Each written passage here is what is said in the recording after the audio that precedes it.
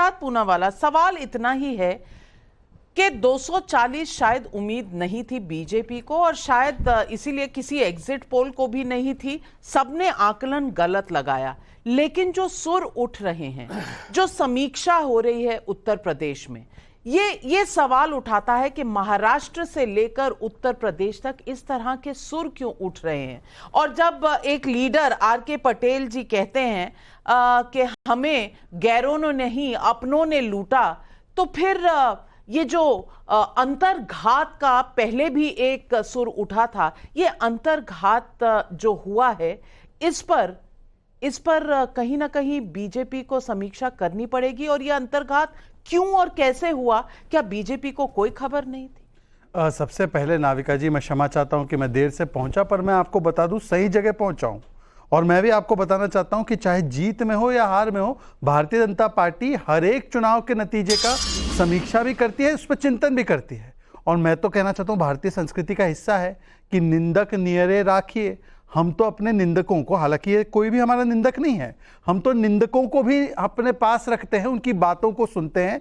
जीत में अलग प्रकार का चिंतन होता है, हार में आत्मचिंतन ज्यादा होता है। हम तो दोनों को करीब रख के दोनों की बातों को स्वीकारते भी हैं। परंतु आज एक बड़ी अच्छी बात समझ में आ रही है। जो कल तक भरपेट गालियां ईवीएम को दे रहे थे, उन्होंने ईवीएम को गाली देना बंद कर दिया। जो भरपेट गालियां आरएसएस को दे रहे थे, अब अखिलेश यादव जी ने तो कहा है कि आरएसएस ही जिम्मेदार है पूरे जहर के लिए। आज वो आरएसएस के सरसंघचालक के हर बात को मानने लगे हैं, ये भी एक अच्छा मुझे लगता है संकेत है। और सबसे अच्छी बात तो ये है कि जिसको 100 में से 100 अमूमन मिलता है, उसको 80 मिला, वो परेशान है कि मैं अपनी परफॉर्मेंस कैसे बढ़ाऊं। और जो लगातार 3 एग्जाम से फेल हो रहा है, उसके 99 पार नहीं हो रहे हैं, वो खुशी से इतरा रहा है। तो करिए घमंड, जितना 37 पे कुछ लोगों का घमंड है। नाविका जी, आप और मैं साथ में थे, 73 पर हमें इतना घमंड नहीं था। हम निश्चित रूप से कम हुए हैं, उसका पूरा आत्मचिंतन करेंगे। पर मैं आपको पूछना चाहता हूं, जो भीतरघात होता है वो ये होता है कि डीके शिव कुमार, आप तो बहुत अच्छा जानते हैं, आपके तो बड़े इंटरव्यू उनके साथ वायरल होते हैं। डीके शिव कुमार कहते हैं कि हमें चिंतन करना पड़ेगा, खतरे की घंटी बज रही है। ये किसके लिए बोल रहे हैं? अभी कुमारी शैलजा, वो दलित समाज से आती है, उन्होंने हुड्डा जी पर जो हमला किया है, और जो अलायंस का मामला निपटा है, हरियाणा में नो अलायंस बचा, दिल्ली में अलायंस समाप्त हो गया, कांग्रेस पार्टी आम आदमी पार्टी को गालियां दे रही है। तो मुझे लगता है हम तो मिशन और विजन के साथ काम कर रहे हैं। 3 जगह सरकार, केंद्र में 4 जगह सरकार, अरुणाचल प्रदेश, आंध्र, उड़ीसा, सब जगह सरकार भी बना ली। और इनका एलओपी अब तक कहां बना?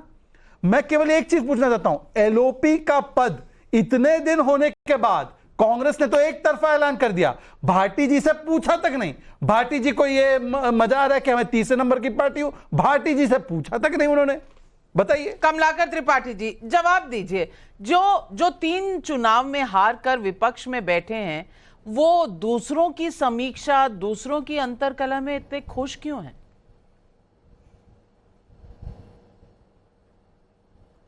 हास्यास्पद बात है नाविका जी, यूपीए 1 यूपीए 2 2 टर्म तो हम लोग भी थे, तो क्या उस समय इन लोगों ने समीक्षाएं या हमले बंद कर दिए थे? ये तो आप देखिए, ये जो मोदी ब्रांड, मोदी का चुनाव था, हर जगह मोदी की गारंटी, मोदी, अब की बार मोदी की सरकार, किसको वोट देना है मोदी जी को देंगे। एडवर्टीजमेंट्स भी जो दिखाए जाते थे वो मोदी जी कर रहे हैं, इसलिए मोदी जी को वोट देना है। न कहीं एनडीए होता था, न कहीं भाजपा होती थी। आज की डेट में अगर आप आपने बड़े बड़े बातें की, 400 पार और ये किया और वो किया, उस पे आप उस चीज को अपने ऊपर क्यों नहीं लेते? स्केपगोट क्यों ढूंढ रहे हो? और जो बातें हैं वो तो सबके सामने हैं। विजय सिन्हा जी ने अभी बिहार में नीतीश कुमार पर हमला बोला कि कोई किंग नहीं और कोई किंग मेकर नहीं, और स्मृति ईरानी जी जो है वो योगी आदित्यनाथ जी से जो है उनकी तकझक हुई थी इस बात को लेकर के कि आपके लोग प्रचार नहीं कर रहे हैं, और बाकी सारी चीजें आपने दिखाई ही। जिस तरीके की चीजें हैं, ये बेसिक चीज ये है कि जो ब्रांड मोदी था वो अपनी ब्रांड वैल्यू खो चुका था। चलिए, और चलिए, ब्रांड मोदी खो चुका है वैल्यू अगर आप कह रहे हैं, तो ब्रांड राहुल गांधी का क्या होगा?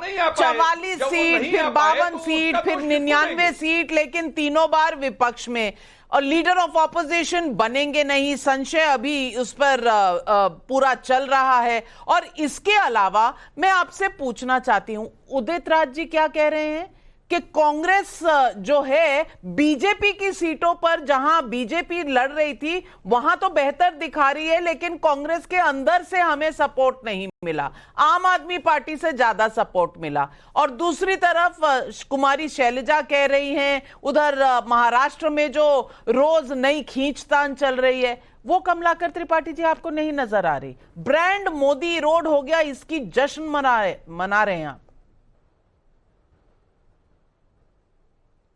नहीं, हम जश्न इस बात का मना रहे हैं कि देश की जो लोकतांत्रिक संस्थाओं पे जिस तरह से कुठाराघात हो रहा था, जिस तरह से उन पे कब्जा करके जो है वो दूसरों को कोर्सिव मेथड्स अडॉप्ट करके जो करने की कोशिश की जा रही थी, कब्जा होता तो 240 सीटें होती शहजाद पूनावाला जी। देखिए, हास्यास्पद बात है कि अब वो फिर से कहीं ना कहीं उसी लाइन पे आ रहे हैं। भाई बताइए, अगर ईवीएम सब हैक्ड होते, लोकतंत्र खतरे में होता, तो ये सीटें कैसे आती? आज तो कम से कम ये बहानेबाजी। और आपने ब्रांड की बात की, ब्रांड राहुल 3 चुनाव में उतने सीट नहीं ले पाया, बीच में नहीं। त्रिपाठी जी, मैं आपके बीच में नहीं बोला। त्रिपाठी जी, एक स्वस्थ डिबेट का परिचय होता है कि आप अपनी बारी में, मैं अपनी बारी में। नाविका जी, मैं कैसे बात रखूं? जनता को समझ में नहीं आता ना, जनता को एंजॉय। सुन लीजिए, फिर आपको काउंटर का समय दूंगी, फिर समय दूंगी। ऐसा है मेरे भाई, आपने ब्रांड की बात की, आपका जो 3 टाइम से ब्रांड चल रहा है, वो एक समय पे जितना चुनाव में सीट लेकर आए मोदी जी 240, वो 3 चुनाव में नहीं ले पाए।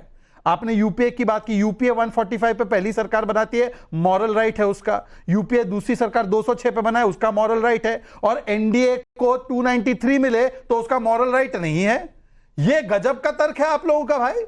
मतलब कि प्रधानमंत्री नरेंद्र मोदी जी की पार्टी का तीसरा बेस्ट परफॉर्मेंस, उनका मॉरल राइट नहीं, और आपके शहजादे का तीसरा वर्स्ट परफॉर्मेंस है इतिहास का, वो उसका पूरा राइट है। वाह! आप पहले भैया बताइए, एलओपी के लिए क्या पूछा आपने? भारती जी से एलओपी के लिए पूछा है? त्रिपाठी जी, क्या हुआ? भारती जी पसंद नहीं, क्या पीडीए पसंद नहीं आपको? मॉरल वैल्यूज होती नहीं, त्रिपाठी जी पीडीए नहीं पसंद आपको? मॉरलिटी, चलिए, आज मॉरलिटी ने एंट्री मारी है जब चुनाव खत्म हो गए हैं। लेकिन भाटी जी, सवाल ये है कि 28 पार्टियां मिलकर 234 पर और बीजेपी 240 पर, और वहां अंदर समीक्षा की बात हो रही है, हिले हुए हैं, सब तरफ से आवाजें आ रही हैं, लेकिन ये बताता है कि अंदर की मशीनरी तो दुरुस्त है। यहां पर तीसरी बार विपक्ष में बैठने के बावजूद ऐसा लग रहा है कि बस आप ही विनर हैं इस पूरे देश में, इस पूरे चुनाव में आप ही विनर बन के निकले हैं। सवाल तो इंडिया गठबंधन के लिए भी कई सारे हैं, वो सवाल क्यों नहीं दिखते? सिर्फ बीजेपी और मोदी के सवाल क्यों दिखते हैं विपक्ष को? नहीं, दोनों तरफ के सवाल दिखने चाहिए। हम भारतीय जनता पार्टी की कमजोरियां बताएंगे, भारतीय जनता पार्टी हमारी कमजोरी बताए, यही लोकतंत्र है। लेकिन जो ये सवाल अब उठ